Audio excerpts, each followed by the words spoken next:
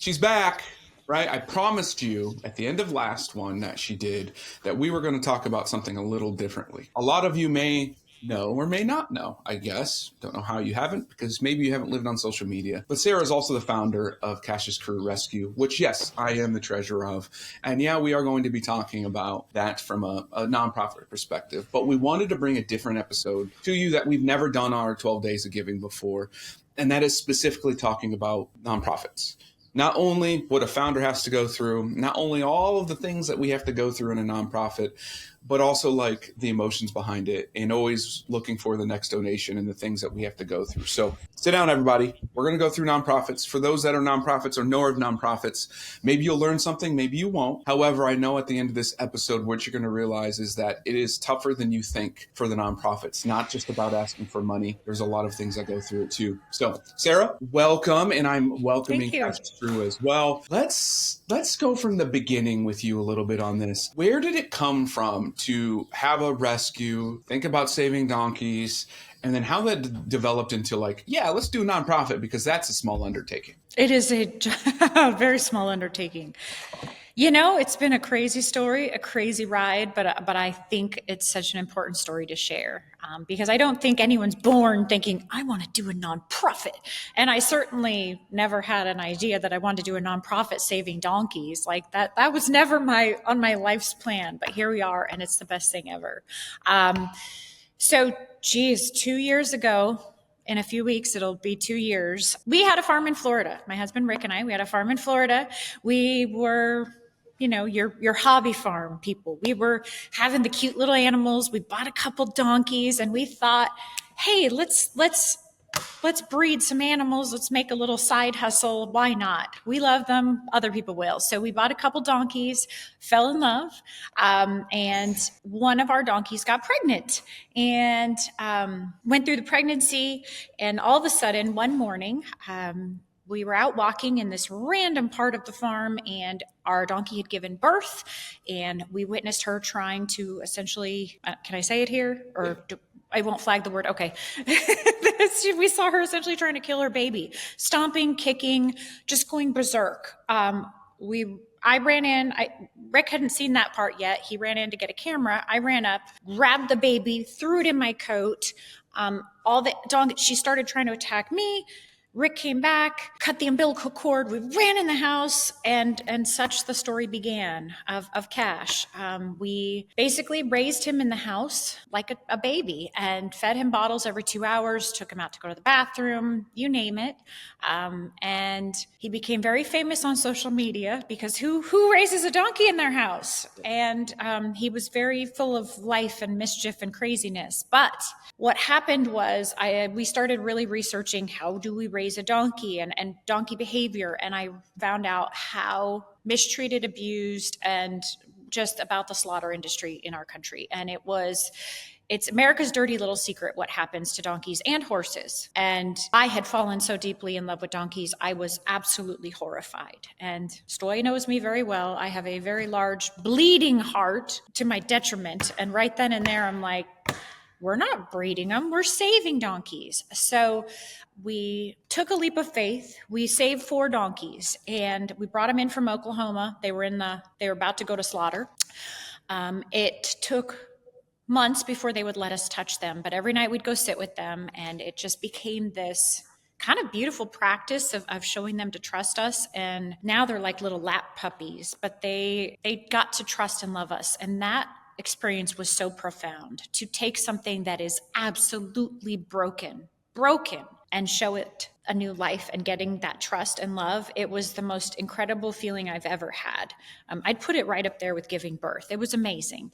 And to know that we as humans have that capability was incredible. And that's when Rick and I decided, we're not just going to do it for 4. We're going to do it for as many as possible.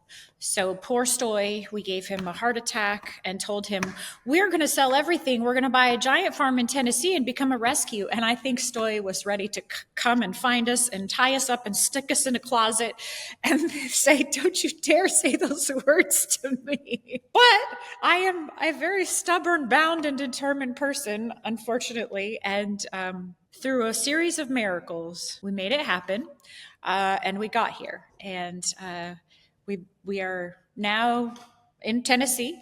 And obviously we had to start a nonprofit. And that's where the joy began of forming the nonprofit. We did all of that before we truly started rescuing. And that in itself is a can of worms I'll go ahead and open.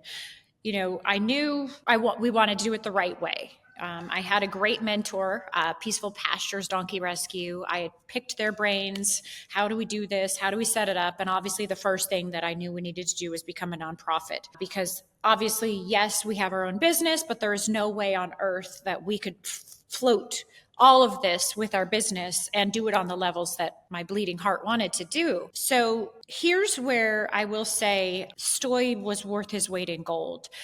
Forming a nonprofit is not as easy as just filing some papers and boom, you're a nonprofit. It was one of the most complicated and intensive processes ever. However, it was stress-free on our end because Stoy did it from A to Z. Sure, we had to fill some things out, but it was him saying, here's what I need from you. Let's file this. And boom, I would get the notification from the state of Tennessee. I cannot stress enough, unless you're a pro at this, don't do it by yourself. It was a massive undertaking. It took months. And there were many times when I'm like, and Stoy was like, nope, this is just part of the process, He did all the heavy lifting. I, started putting together, we had to have a board of directors. There's so much into a nonprofit that I think people don't realize. It's a lot. It is an absolute lot. Finding the right people. And then also, it's a little bit intimidating at first, because the whole theory, obviously a nonprofit, there's so much transparency, which I love, because nobody can ever question, or they shouldn't question, what you're doing, because it's all public, right? It's transparency to a T. It was really a little nerve-wracking in the beginning, because every dollar we spent, it had to be approved by the board. They had to, and every month they analyze everything we spend, everything we do. And at first it's like, whoa, this is crazy. I'm used to making all my own choices, and suddenly I didn't get to. However, I will be honest, that gave me such extreme comfort, because I knew that nobody should question us, because that's the process we go through. So it is a lot. And I think most people don't realize it. And I think most people are afraid of it, because they know that it's a lot of work and they don't know help is available. They're like, oh, I got to figure this out, and I never will. So, that's really where you just saved the day. And a lot of what we see, I was lucky enough, everybody, like, I've been on nonprofit boards, I've started other nonprofits, like I was able to at least use my experience. But things that I can't describe or do. Yes, the legal documents, the policies and procedures, the books, the money, that is all relatively like black and white to a degree. Like, let's be real, there's some things that we change within agreements and stuff. That's fine. What you don't see or hear about is the people. And there's two sets of people here, right? There's the board, and there's the volunteers, the staff, all of that stuff. Okay.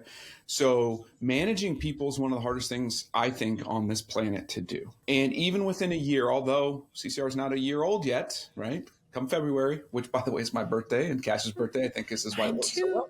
Yep. Is we've gone through 2 different board members already, right? One on. And that's what I think nonprofits sometimes get stuck with when you're the founder and the president of it, is your initial board is designed to get the thing up, running, organized. And sometimes those people are going to fall off because that was their role and job. Correct. The nonprofit's also going to grow and change, and you're going to personal develop, it's going to move, and you're going to need to bring on different people as it goes. That is probably, from the outside, one of the hardest things that I've seen, one, you go through within the nonprofit side of things, and others is recognizing that some people's time is just short, and that's okay, which is really tough, because as a nonprofit founder, that's your bleeding heart again, right? And I need people to understand that that is okay, and that is a proper way. Just on the front side, talk about it. Let the board know that you're not there forever, right? You have certain skills. Maybe at some point we grow past you, and that is ultimately okay. And I know that one of the tough ones that obviously we're not going to talk about and throw on social media all the time, but it is one that weighs on you a lot. Absolutely. The other is regular staff, right? So now we're talking about the nonprofit, running it as a business, and the things that we need to do in order, note taking, all the things to make a nonprofit compliant with IRS so that way we can be a 501c3. But then you still have the actual rescue itself. Briefly, because it's not easy. And I know we teased this on the last episode, but when I joke with Sarah about she has so much time on her hands, you guys obviously, hopefully you see the sarcasm because it's a complete and utter bullshit lie. Talk us through just from the rescue side of things, what a day in your life looks like. Oh, I'm going to wear you out just hearing this. It's a lot. I'm not going to lie. I want to preface this, though. I've never felt so personally fulfilled in my life. So I'm not complaining by telling you how heavy this is. I'm just sharing it because I want the transparency. Every morning has to start with coffee. Rick and I will be honest, this has been a must for us. We do not jump out of bed and start our day. I cannot do it because I am going all day and there's so much. I take a good half hour, 45 minutes. I read, I do stuff that's for me, and it quiets my mind. Because the moment we step out of this house, it is 10 million miles an hour, phone calls, texts, animals, you name it. We start with feeding the entire crew, which is a lot. We have 100 donkeys here, 4 horses. We've got our own animals. We've got 11 cows. We've got goats. We've got chickens. We've got geese. We've got ducks. Oh my gosh, we've got 10 dogs.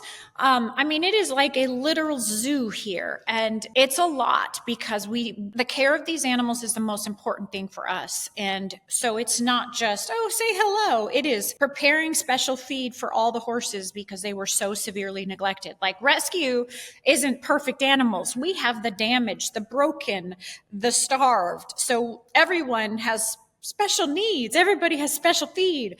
The feeding process takes a while because we get everybody fed in their areas. Everyone's eating. And that's when Rick and I, as cheesy as it sounds, we lay hands on everyone. So I go around, I touch the donkeys, I socialize, I check. Are there sicknesses? Are there wounds? That is because we do it in a contained area. That's my only way, because we're on a bunch of land. They all spread out. It's my only way to really, really get up close and personal. That process takes a good hour, hour and a half. And it's a lot. And then the rest of the day is spent maybe going on a feed run, maybe taking some animals to the vet or having the vet here. A lot of what we rescue is jacks. So I feel like we're castrating every week. The other big piece, the fundraising.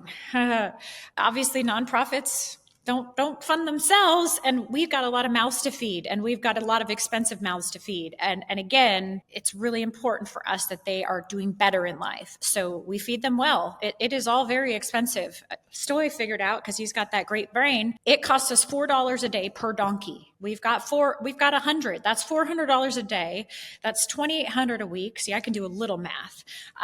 It's a lot. And don't forget, there's big expenses with the vet. We're building a barn right now. Like, there's so much expense, and I have to fundraise. It is solely on me. I haven't found that amazing angel that can figure it all out or give us the money for it yet. But each time we're about to do something, I have to really think through, how can I do this? So every day I'm working on different fundraising efforts. Right now we're doing a really cool one. We're doing hands. Everyone that donates $50 or more got their hand on our barn. I try to be creative, because I don't want people to feel like I'm just going like this all the time. Give me. I try to correlate something meaningful with every gift. And I think that's important. We sell merchandise, so I have to manage the store. I manage all the shipping. I manage all the orders and all the endless people that are like, where is this? Why isn't this here? When is that coming? I got the wrong size. I actually wanted it only this way. I mean, and it's on all the different social media platforms, plus email. It's insanity. I mean, and then at any given time, if I am out doing an activity and I come back and check my phone, there's a minimum of 30 to 40 text messages just sitting there all day, every day, a mix between our other business, my family. It is a lot. Somewhere in there, I eat. It usually is forgotten. I'll be honest. The animals eat more frequently than I do. Thankfully, Rick loves to cook, and he feeds me sometimes because I will not eat otherwise. It is a very busy day. I will be honest. There are moments I feel like I'm going to burst. I have to write everything down. There's days I have to just accept I'm not going to get it all done. And as long as It's been good at making me learn priorities. My biggest priority every day is those animals. If I don't get to eat meals, but those animals are taken care of, it's been a good day. And that's hard for me because I'm a control freak and I want to be very good at everything. And I've just had to realize people are just going to have to accept I cannot be Johnny on the spot all the time. And that is a very hard one. So then that's my day, very busy. At some point, I usually try to exercise because that's my stress relief. And then evening, it starts all over. We have to feed all the animals again. And usually by evening, they've spread out. So it's a lot. Oh, I forgot to add in there. Every day, Rick and I have to take the tractor and bring hay out into the field all over the place. And that's a 2-person job. So then we have to feed them all again, which is again another hour and a half. And then occasionally we'll sit down and relax and have a glass of wine. And then we eat and we go to bed, and that's our day. And I'm exhausted, and every part of me is tired. But that's every day, pretty much. An important piece of everyone listening of why I wanted her to go through that, and not her to spill her day, but it's how much is going on, how exhausting it is, specifically for a nonprofit that's starting up. And this is where nonprofits typically fail because the founder cannot sustain all of that for long. And this is why most nonprofits try to be sustainable. And if you can't be sustainable as a nonprofit, and let me back up. When I mean sustainable, I mean they're able to support and create their own income to support their own staff, feed, etc. Right? That is the goal, because then it can continue on and the foundation can get bigger and bigger and bigger. If not, then you are always asking repeatedly for money over and over and over and over again. And not only is that exhausting and hard to do, you start to whittle everyone down of, well, all they do is ask. Like, it's always an ask. It's never like we're good or anything like that. And that's where I know for sure we're at with CCR, is the fact that we're looking for obviously funds, but sustainability. We know it's $4 a day for the animals, the donkeys, the horses to be fed. That's cool. Everyone gets that. They can understand that donation, but what they don't see is the trail system, the barn, the other things that have to go for a nonprofit to have places, right? The little RV park, or the tiny homes we want to put on there. Those are all awesome. Those are also going to be providing income. So that way we could sustain everything else to grow. And as you look at other nonprofits and you're all thinking about doing some donations, dive into that. Ask those questions. See where they are actually sustainable to support themselves in the long term, not just taking your $100, your $1,000, your $1 million, or whatever it is, that one time to build that thing. And guess what? They ask for it again the next year. Because for me personally, everyone, this is me personally, the nonprofits that are sustainable and will continue to move on and can grow to the fact that they can take care of themselves are the true ones that we want to put our money behind, because then they're doing something for the longevity. The other ones, to me, either aren't organized enough or dangerously enough. They're the ones that end up all of a sudden you see money being embezzled. You think they do it for themselves to get rich and stuff like that. Don't get me wrong, not every one of them, but there are a lot out there, so you got to be careful. With that being said, everybody, yes, we do have an ask. It's $4 a day for a donkey. Come on board, right? Also, go see the farm. Go to CashesCrew.org, rescue.org. Please reach out, communicate, learn more. And if you're wanting to know more about how to run a nonprofit, how to set one up, we're here for you, right? Sarah and I will jump on a call with you. But know that she's kind of busy. She loves her Netflix. I mean, it's all day long. You just heard it.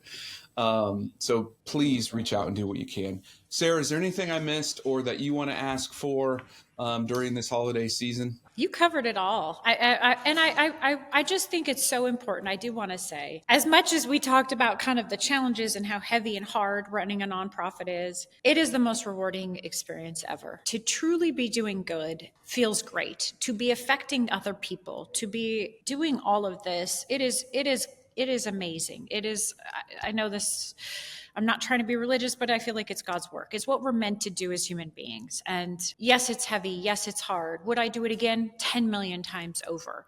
You know, it is the hardest job I've ever had, but yet I feel like I am here doing what I am meant to be doing on this earth. And because I am doing that, it is going out to other people, and other people see it and feel it, and people are loving to be a part of this. And I'm a dreamer. I am a big dreamer. And I know this dream will come true because I see it every day. And with your help, Stoy, because you've been helping, rein me in and put my dreams on paper, I do see us becoming sustainable. I see what the potential is here, and I know we will get there. This will be someplace on the map where people are like, this is an incredible donkey rescue. What they're doing is amazing, but it's an awesome place to stay. It's an awesome place to get married. It's an awesome place for retreats, and we can get to that point where it is sustainable. And I'm not having to pull my hair out every day and make social media videos and do all this and do all that. At some point,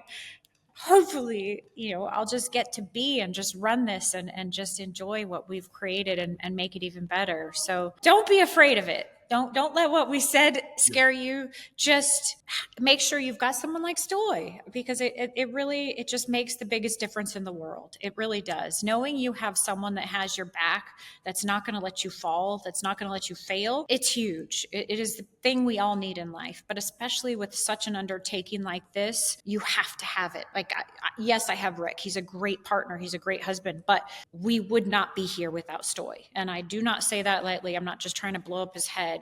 We literally would not be here with Stoy. I could not have done this. Could not at all have done this on my own. There's absolutely no way. And because I have that freedom and that stress is off of me, I'm able to go out there and kick ass and make this amazing rescue, because I know at the end of the day, I got Stoy, who is on the back end and keeping all the pieces from falling and keeping me from being too crazy with my dreams. That's the biggest part. So, he's not giving himself enough credit, but I really, if I could give you one tip about this, is find a Stoy, find your Stoy before undertaking this, because it will make the whole journey, the whole process, everything so much better. And at the end of the day, you're not going to be just screaming and crying and going, what the hell, where am I? How do I do this? It's everything. So that's my piece that we needed to include. I appreciate that. It really does mean a lot. It does. So everyone, have a happy holidays. Again, across all of our socials, communicate, reach out to our content. We're able to provide more for you if we know what's going on. If you're starting a nonprofit, or you are that founder in the nonprofit and you are feeling like Sara, reach out, build your team, make sure you have the right people on it. So without further ado, happy holidays. Sara, we will talk soon.